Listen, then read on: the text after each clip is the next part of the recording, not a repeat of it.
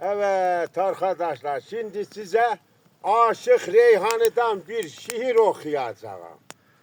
Diyor ki, bir keçe, bir kaval, bir garip çoban, yıllar geldi geçti yatar bu dağda. Gündüzü karanlık, gecesi zindan, ne zaman bir şafak atar bu dağda.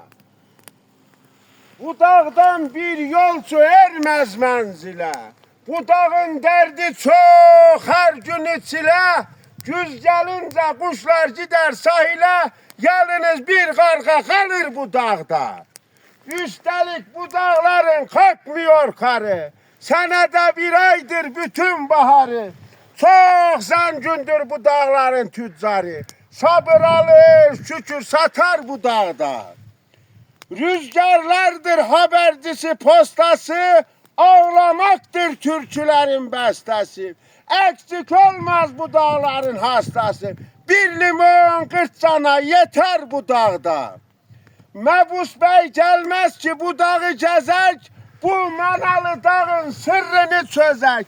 İki hisli taş, bir de yaş taze, ne yanar ne söner tüter bu dağda. Nedense bu dağlar olmuyor karsız. Ovasında binalar var imarsız. Nefis sürgün oldu emrah mezarsız. Bir günde reyhanı yiter bu dağda. Bir günde reyhanı gider bu dağda. Çok teşekkür ettim.